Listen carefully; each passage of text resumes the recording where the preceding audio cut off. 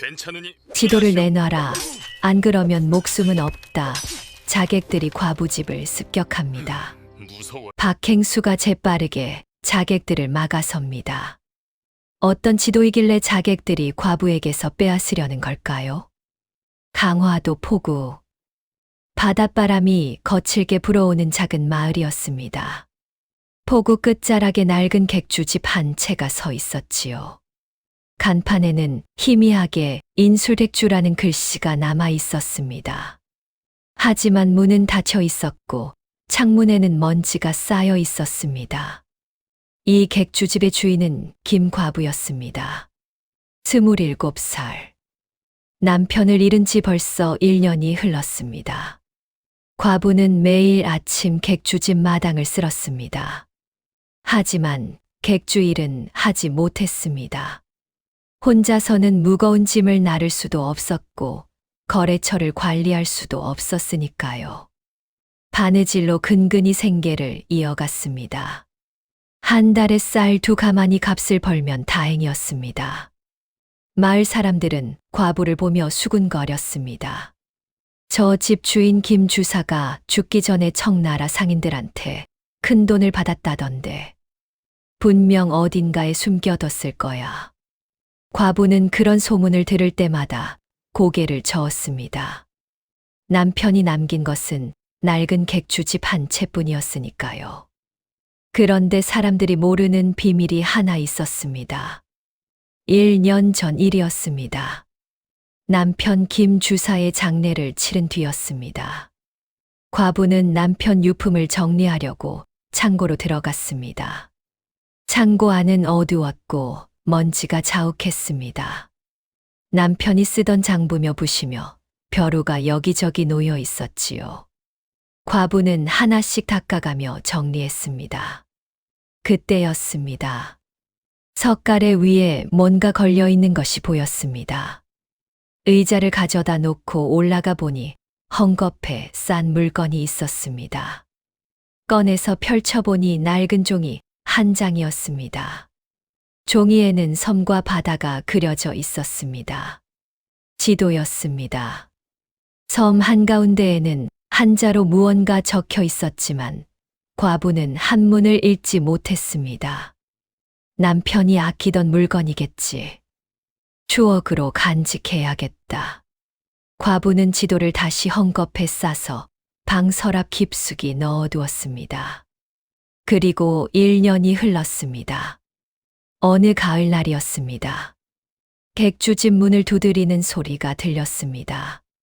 과부가 문을 열자 낯선 사내가 서 있었습니다. 키가 크고 어깨가 넓은 사내였습니다. 옷은 낡았지만 눈빛만은 날카로웠습니다. 사내가 말했습니다. 일자리를 찾고 있습니다. 집 나르는 일이라면 뭐든 하겠습니다. 품삯은 많이 드리지 못합니다. 하루에 쌀 한 되가 고작입니다. 사내는 고개를 끄덕였습니다. 괜찮습니다. 과부는 잠시 망설였습니다. 저 사내 눈빛이 보통이 아닌데 혹시 나쁜 사람은 아닐까.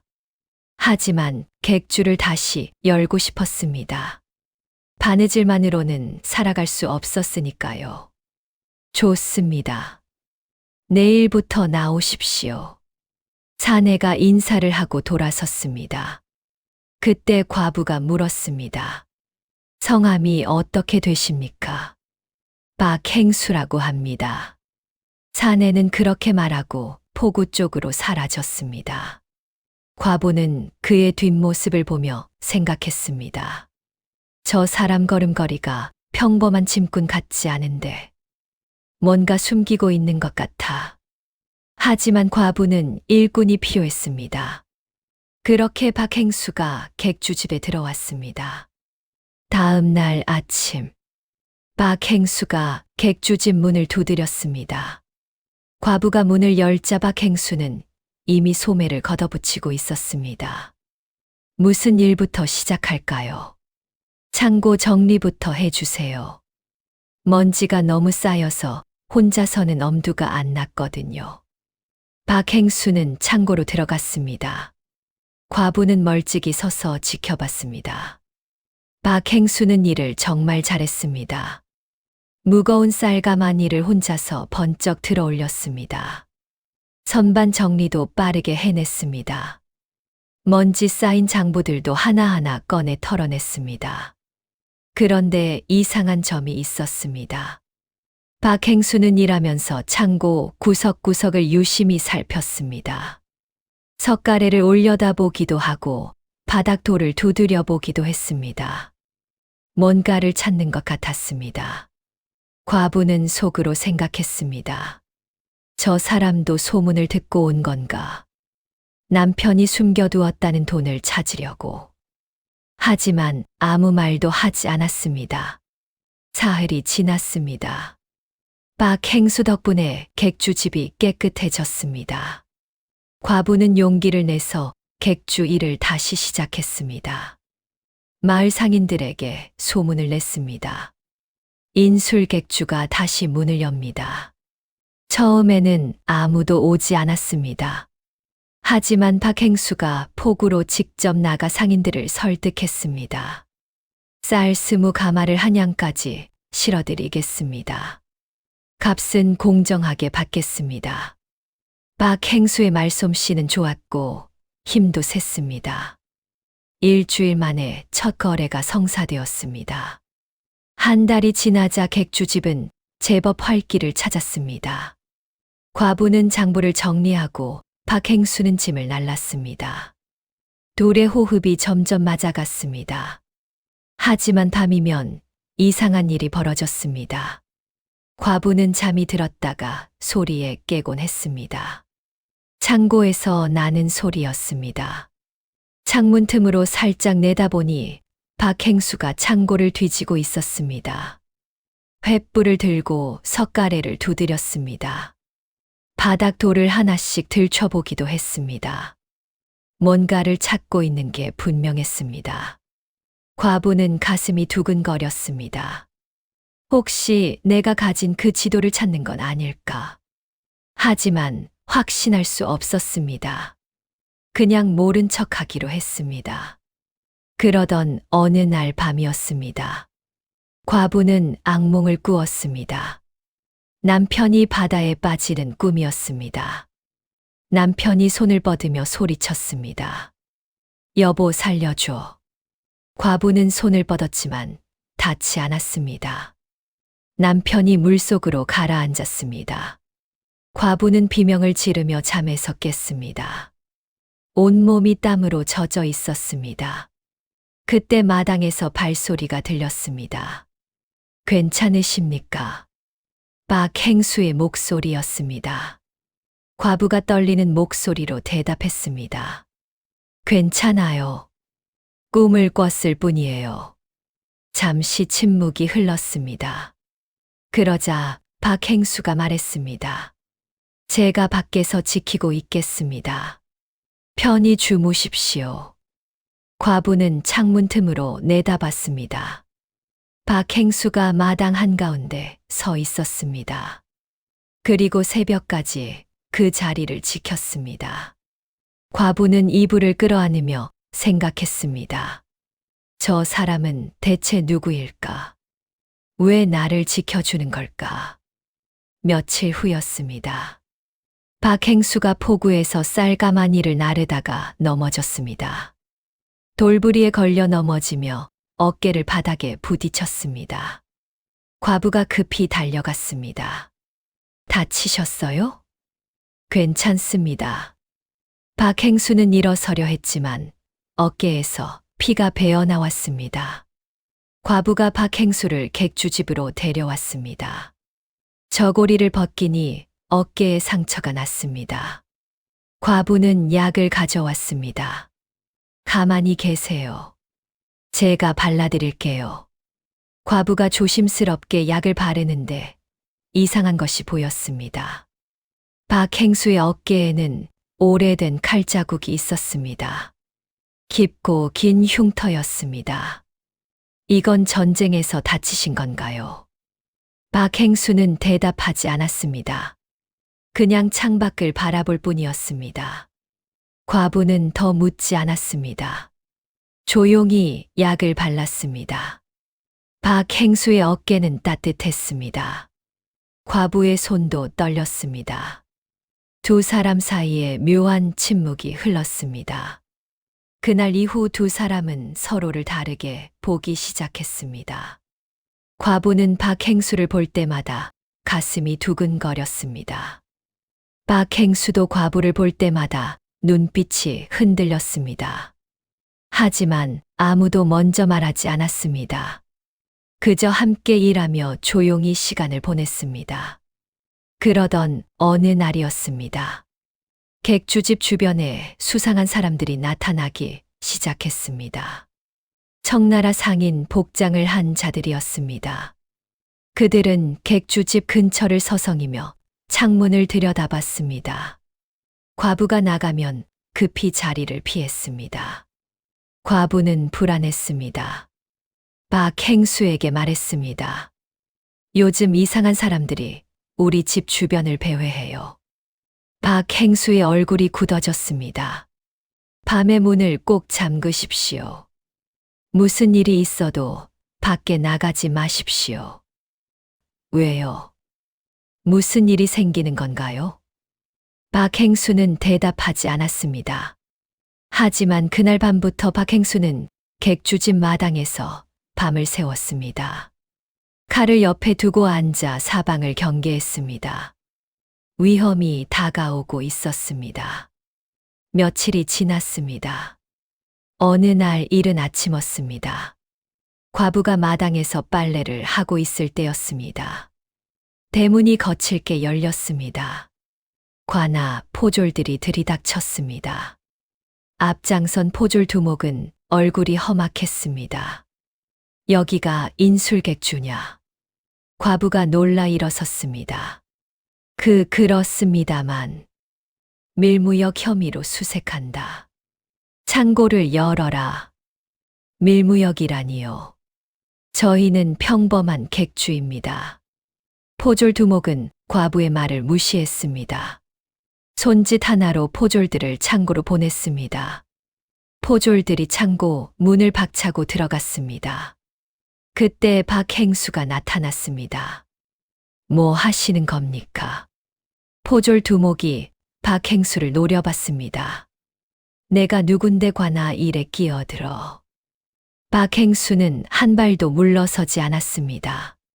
관아라 해도 법도와 절차는 지켜야 합니다.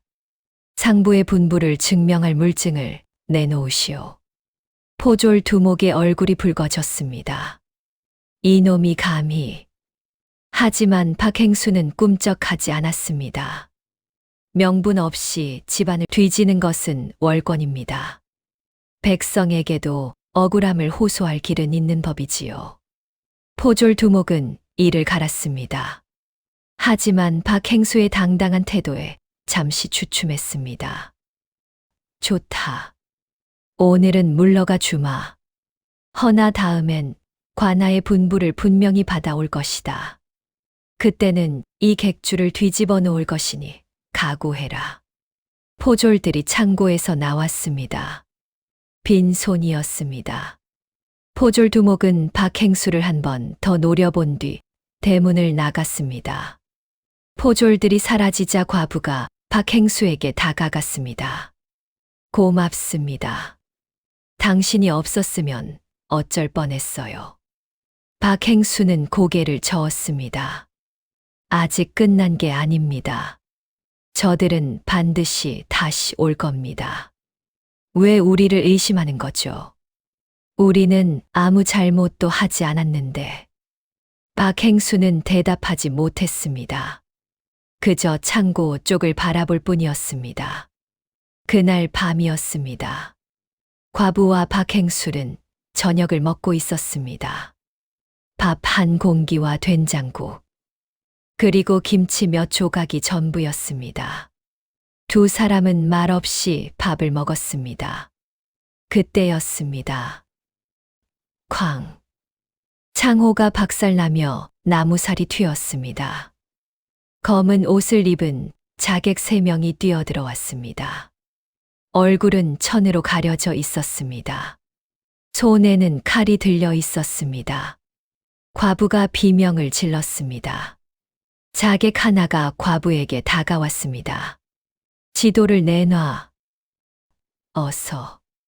과부는 무슨 말인지 알 수 없었습니다. 지도요. 무슨 지도 말입니까? 자객이 칼을 들어 올렸습니다. 그 순간 박행수가 움직였습니다. 번개처럼 빠른 움직임이었습니다. 박행수는 자객의 손목을 잡았습니다. 비틀었습니다. 뚝. 손목이 꺾이는 소리가 났습니다. 자객이 비명을 지르며 칼을 떨어뜨렸습니다. 박행수는 떨어진 칼을 발로 차 올렸습니다. 공중에서 칼을 낚아채 휘둘렀습니다. 2번째 자객이 달려들었습니다. 박행수는 칼로 상대의 칼을 쳐냈습니다. 쨍그랑 불꽃이 튀었습니다. 박행수는 낮게 몸을 숙였습니다. 그리고 발차기를 날렸습니다. 자객의 턱에 정확히 맞았습니다. 자객이 뒤로 날아가 벽에 부딪혔습니다. 3번째 자객이 뒤에서 덤벼들었습니다. 박행수는 뒤도 돌아보지 않고 팔꿈치를 뒤로 찔렀습니다. 자객의 명치에 박혔습니다. 자객이 신음하며 쓰러졌습니다. 3분도 안 되어 자객 3명이 모두 바닥에 널브러졌습니다. 과부는 그 광경을 보고 얼어붙었습니다. 박행수의 움직임은 평범한 짐꾼의 것이 아니었습니다. 훈련받은 무인의 것이었습니다. 박행수는 자객들을 묶었습니다. 그리고 자객 하나의 품을 뒤졌습니다. 편지 한 장이 나왔습니다. 박행수가 편지를 펼쳤습니다. 얼굴이 굳어졌습니다. 과부가 떨리는 목소리로 물었습니다. 뭐라고 적혀 있나요? 박행수는 잠시 망설이다 대답했습니다. 지도를 찾아 반드시 가져오라고 적혀 있습니다. 실패하면 목숨은 없다고. 과부의 얼굴이 하얗게 질렸습니다. 지도. 그 사람들도 지도를 찾고 있었습니다. 과부는 박행수를 똑바로 바라봤습니다. 당신도 그 지도를 찾으러 온 거죠. 밤마다 창고를 뒤진 것도 그것 때문이죠. 박행수는 대답하지 못했습니다. 과부가 다시 물었습니다. 당신은 누구세요? 평범한 짐꾼이 그렇게 싸울 수는 없어요. 당신 정체가 뭐예요? 박행수는 한참을 침묵했습니다. 그리고 천천히 입을 열었습니다. 제 본명은 박진우입니다. 저는 조정에서 파견한 관원입니다. 과부의 눈이 커졌습니다. 조정에서요. 박진우가 고개를 끄덕였습니다. 1년 전 청나라 밀무역 조직이 서해를 통해 대량의 은괴를 밀반입했습니다. 관아가 일부를 압수했지만 대부분은 찾지 못했습니다.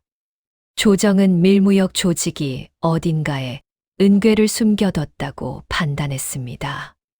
그 위치를 가리키는 지도가 있다는 첩보를 입수했습니다. 과부가 떨리는 목소리로 물었습니다. 그 지도가 우리 객주에 있다고요? 박진우가 고개를 끄덕였습니다. 마지막 소재지가 여기였습니다. 당신 남편의 객주였습니다. 과부는 주저앉았습니다.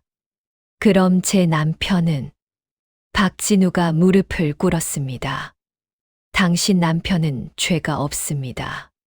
그분은 평범한 도자기 운반이라 믿고 일을 맡았을 뿐입니다.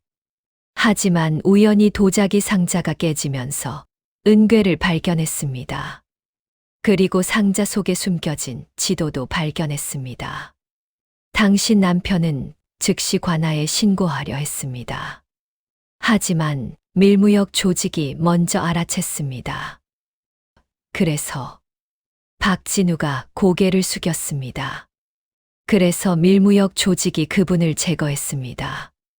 과부의 눈에서 눈물이 흘렀습니다. 그럼 당신도 저를 이용한 거네요. 지도를 찾으려고. 박진우는 대답하지 못했습니다. 과부가 일어섰습니다. 방으로 들어가 서랍을 열었습니다. 헝겊에 싼 낡은 종이를 꺼냈습니다. 이게 그 지도인가요? 박진우가 지도를 받아들었습니다. 펼쳤습니다. 섬의 모습이 그려져 있었고 한자로 뭔가 적혀 있었습니다. 박진우의 얼굴이 굳어졌습니다. 이게 그 지도입니다. 과부가 차갑게 말했습니다. 가져가세요. 그리고 떠나세요. 당신이 원하던 게 그거잖아요. 박진우가 고개를 저었습니다. 아닙니다. 처음엔 그랬습니다. 하지만 지금은 아닙니다. 과부가 웃었습니다. 쓴 웃음이었습니다. 믿을 수 있을까요? 당신 말을. 박진우가 과부의 손을 잡았습니다. 저는 함께 살며 당신이 얼마나 힘들게 버텨왔는지 봤습니다. 이제는 당신을 지키고 싶습니다. 당신 남편을 죽인 자들을 밝히고 싶습니다. 과부는 손을 뿌리치려 했습니다. 하지만 박진우는 놓지 않았습니다. 이 지도가 있는 한 당신은 계속 위험합니다. 관아 안에 부패한 포졸도 노리고 있습니다. 밀무역 조직도 노리고 있습니다. 저를 믿어주십시오. 제가 모두 해결하겠습니다. 과부는 박진우의 눈을 바라봤습니다. 그 눈은 진실했습니다. 과부는 천천히 고개를 끄덕였습니다. 박진우가 지도를 펼쳐 보였습니다. 계획이 있습니다. 얼마 후 박진우는 방 안에 혼자 앉아 있었습니다. 등잔불 아래 책상 위에는 펼쳐진 지도 한 장이 놓여 있었습니다. 진짜였습니다. 그는 잠시 지도를 내려다보다가 천천히 붓을 들었습니다. 그날 밤, 박진우는 지도를 2장 더 만들었습니다. 섬의 윤곽, 바닷길, 물살의 방향까지. 모두 진짜와 다름없었습니다. 다만, 표시된 곳은 은괴가 없는 빈섬 소야도였습니다. 동이 틀 무렵, 3장의 지도는 나란히 놓였습니다. 겉으로는 어느 것이 진짜이고 가짜인지 구별할 수 없었습니다. 박진우는 지도를 한 장 접어 품에 넣고 포구의 오래된 주막으로 향했습니다. 박진우는 술을 시키며 아무렇지 않게 말을 흘렸습니다. 요 며칠 관아에서 괜히 포구를 뒤지는 이유가 뭔지 아시오? 주막 주인이 귀를 기울이자 박진우는 목소리를 낮췄습니다. 밀무역하는 놈들이 서해 어느 섬에 은괴를 숨겼다더이다. 새벽에 움직인다 하더군. 내가 지도를 하나 가지고 있는데. 주막 주인은 말을 삼켰습니다. 그는 관아 포졸들과 깊이 얽혀 있었습니다. 그날 정오, 그 말은 그대로 포졸 두모 민서방의 귀에 들어갔습니다. 민서방은 지도를 받아 들여다보며 중얼거렸습니다. 소야도, 이놈들이 드디어 꼬리를 잡혔군. 그날 밤, 박진우는 낡은 객주 근처를 배회했습니다. 청나라 상인 차림을 한 사내 둘이 술을 마시고 있었습니다. 박진우는 일부러 취한 척 그들 곁에 앉았습니다. 요즘 관아 놈들이 괜히 배를 모으는 게 아니오. 사내 하나가 흘끗 쳐다보자. 박진우는 실수한 사람처럼 혀를 찼습니다. 아, 말하면 안 될 걸 말했나. 내일 정오쯤 소야도를 뒤질 거라 하던데. 그 말이 끝나자 청나라 상인은 자리에서 일어났습니다. 그날 밤 지도는 밀무역 조직 두목의 손에 들어갔습니다. 그는 이를 갈며 말했습니다. 관아 놈들이 우릴 먼저 치려는 모양이군. 같은 밤, 박진우는 밀서를 써서 봉했습니다. 소야도의 관아의 부패 포졸과 밀무역 조직이 동시에 모일 것입니다. 정오 무렵 관원을 보내주십시오. 밀서와 함께 진짜 지도가 따로 봉해졌습니다. 이튿날 새벽, 소야도 앞바다의 관아에 배 한 척이 닿았습니다. 민서방이 먼저 내리며 외쳤습니다. 해 뜨기 전에 끝낸다. 놈들이 오기 전에 은괴부터 찾는다. 포졸들은 섬을 뒤졌습니다. 땅을 파고 바위를 들쳤습니다. 아무것도 나오지 않았습니다. 시간이 흐를수록 민서방의 얼굴이 일그러졌습니다. 분명 여기라 했는데 정오 무렵 또 다른 배가 섬으로 다가왔습니다. 청나라 상인 차림의 무리였습니다. 밀무역 두목은 포졸들을 보자 이를 갈았습니다. 관아 놈들이 먼저 도착해서 은괴를 숨긴 게 틀림없다. 민서방 역시 칼자루를 움켜쥐었습니다. 저놈들이 이미 가져간 게 분명하다. 서로의 눈빛이 바뀌었습니다. 칼이 뽑혔고 소야도 해변은 순식간에 아수라장이 되었습니다. 그때 바다 쪽에서 큰 배가 나타났습니다. 조정의 깃발이 펄럭였습니다. 관원이 외쳤습니다. 조정의 명이다. 모두 무기를 버리고 엎드려라. 포졸들과 밀무역 조직은 사방에서 포위당했습니다. 민서방이 소리쳤습니다. 나는 관아 포졸이다. 관원은 차갑게 답했습니다. 민서방, 너가 밀무역 조직과 결탁하고 1년 전 인술객주 주인 김 주사를 살해하도록 지시한 죄. 이미 증거가 확보되었다. 그날 민서방과 밀무역 조직원들은 모두 결박되었습니다. 소야도 뒤편 작은 배 위에서 박진우는 그 장면을 지켜보고 있었습니다. 그의 품에는 아직 아무에게도 건네지지 않은 진짜 지도가 남아 있었습니다. 사흘 후 조정에서 사람이 왔습니다. 정삼품 관원이었습니다. 관원은 과부 앞에서 조정의 교서를 읽었습니다.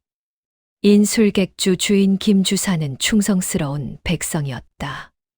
밀무역을 발견하고 신고하려다 역적들에게 살해당했다.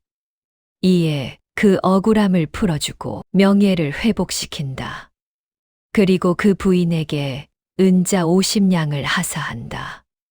과부는 무릎을 꿇고 절을 올렸습니다. 눈물이 멈추지 않았습니다. 1년 동안 가슴에 맺혔던 한이 풀리는 순간이었습니다. 관원이 떠난 뒤 박진우가 과부 앞에 섰습니다. 축하합니다. 이제 평안하게 사실 수 있습니다. 과부가 눈물을 닦으며 말했습니다. 다 당신 덕분이에요. 당신이 아니었으면 저는 평생 억울함을 안고 살았을 거예요. 박진우는 아무 말도 하지 못했습니다. 그저 과부를 바라볼 뿐이었습니다. 그날 저녁, 과부와 박진우는 마당에 앉아 있었습니다. 달이 밝았습니다. 과부가 조용히 말했습니다. 이제 한양으로 돌아가시겠죠. 박진우는 대답하지 않았습니다. 과부가 계속 말했습니다. 임무를 완수하셨으니 승진도 하시겠네요. 축하드려요. 박진우가 입을 열었습니다. 저는 하지만 말을 잇지 못했습니다. 과부가 미소 지었습니다. 괜찮아요. 저도 알아요. 당신은 조정관원이고 저는 그냥 과부일 뿐이에요. 처음부터 다른 세상 사람들이었죠. 박진우가 과부의 손을 잡으려 했습니다. 하지만 과부는 손을 거뒀습니다. 가세요. 당신 자리로 돌아가세요. 저는 괜찮아요. 이제 남편의 억울함도 풀렸고, 객주도 다시 열 수 있어요. 혼자서도 잘 살 수 있어요. 박진우는 아무 말도 할 수 없었습니다. 이튿날 아침, 박진우가 짐을 꾸렸습니다. 옷가지 몇 벌과 책 몇 권이 전부였습니다. 과부는 아침을 차렸습니다. 국 한 그릇, 밥 한 공기, 김치 몇 조각. 두 사람은 말없이 밥을 먹었습니다. 젓가락 소리만 조용히 울렸습니다. 밥을 다 먹고 박진우가 일어섰습니다. 그동안 신세 많이 졌습니다. 과부도 일어섰습니다. 저야말로 고마웠어요. 평생 잊지 않을게요. 박진우는 짐을 들었습니다. 객주집 문을 나섰습니다. 뒤돌아보지 않았습니다. 뒤돌아보면 떠날 수 없을 것 같았으니까요. 포구 쪽으로 걸어갔습니다. 한양으로 가는 배가 기다리고 있었습니다. 박진우는 천천히 걸었습니다. 한 걸음, 한 걸음. 포구가 가까워졌습니다. 배가 보였습니다. 선장이 손을 흔들었습니다. 박진우는 배 앞에 섰습니다. 승선하려고 발을 내딛었습니다. 하지만 발이 떨어지지 않았습니다. 박진우는 바다를 바라봤습니다. 파도가 일렁였습니다. 갈매기가 울었습니다. 박진우는 생각했습니다. 한양으로 돌아가면 승진을 할 것입니다. 좋은 관직을 받을 것입니다. 출세의 길이 열릴 것입니다. 하지만 박진우는 객주집을 떠올렸습니다. 과부의 얼굴을 떠올렸습니다. 함께 밥을 먹던 저녁, 함께 일하던 낮, 함께 웃던 순간들. 박진우의 가슴이 뛰었습니다. 선장이 물었습니다. 날이 타시지 않으십니까? 곧 출발해야 하는데요. 박진우는 한참을 서 있었습니다. 그리고 천천히 몸을 돌렸습니다. 배에서 내려왔습니다. 선장이 놀라 물었습니다. 날이 어디 가십니까? 박진우는 대답하지 않았습니다. 객주집을 향해 뛰기 시작했습니다. 처음엔 천천히, 그러다 점점 빨라졌습니다. 마지막엔 전력으로 달렸습니다. 포구 길을 지나, 마을 어귀를 지나, 객주집이 보였습니다. 박진우는 숨을 헐떡이며 대문을 열었습니다. 마당으로 뛰어들어갔습니다. 과부는 마당에서 빨래를 하고 있었습니다. 눈가가 붉었습니다. 울었던 것 같았습니다. 문이 벌컥 열리는 소리에 과부가 돌아봤습니다. 박진우가 서 있었습니다. 숨을 헐떡이며 땀을 흘리며 과부가 놀라 일어섰습니다. 왜 돌아오셨어요? 배는요? 박진우는 마당 한가운데로 걸어갔습니다. 과부 앞에 섰습니다. 그리고 무릎을 꿇었습니다. 과부가 당황했습니다. 뭐 하시는 거예요? 일어나세요. 박진우가 고개를 들어 과부를 바라봤습니다. 저는 모든 것을 버리겠습니다. 관직도 출세도 한양도 당신 곁에 남겠습니다. 평생 당신을 지키며 살겠습니다. 과부의 눈에서 눈물이 흘렀습니다. 안 돼요. 당신 미래를 버리면 안 돼요. 저 때문에. 박진우가 고개를 저었습니다. 미래는 당신과 함께 있을 때만 의미가 있습니다. 당신 없는 출세는 아무 의미가 없습니다. 과부는 고개를 저었습니다. 하지만 눈물은 멈추지 않았습니다. 박진우가 과부의 손을 잡았습니다. 저를 받아주시겠습니까? 이 객주에서 당신과 함께 살게 해주시겠습니까? 과부는 한참을 울었습니다. 그리고 천천히 고개를 끄덕였습니다. 일어나세요. 함께 이 객주를 지켜요. 이제 둘이서. 박진우가 일어났습니다. 과부를 안았습니다. 과부도 박진우를 안았습니다. 두 사람은 마당 한가운데서 껴안았습니다. 햇살이 따뜻하게 내리쬐었습니다. 바닷바람이 불어왔습니다. 부드럽고 따뜻한 바람이었습니다. 1년이 흘렀습니다. 포구 객주집은 강화도에서 가장 번성했습니다. 간판도 새로 걸었습니다. 김박객주. 과부와 박진우는 부부가 되어 함께 객주를 운영했습니다. 과부는 장부를 관리했고 박진우는 짐을 날랐습니다. 둘의 호흡은 완벽했습니다. 마을 사람들은 두 사람을 칭찬했습니다. 저 두 분 덕분에 포구가 깨끗해졌어. 밀무역도 사라지고 장사도 공정해졌지. 정말 좋은 부부야. 어느 저녁이었습니다. 객주집 처마 밑에 두 사람이 나란히 섰습니다. 바다를 바라보며 서 있었습니다. 손을 맞잡은 채 석양이 바다를 붉게 물들였습니다. 물결이 반짝였습니다. 갈매기가 날아갔습니다. 과부가 말했습니다. 행복해요. 박진우가 미소 지었습니다. 당신과 함께라서 저도 행복합니다. 두 사람은 서로를 바라봤습니다. 그리고 미소 지었습니다. 따뜻하고 부드러운 바닷바람이 불어왔습니다. 두 사람의 머리카락을 흔들었습니다. 하지만 두 사람은 그저 손을 맞잡고 움직이지 않았습니다. 바다를 바라보며 서 있었습니다. 긴 이야기를 들어주셔서 감사합니다.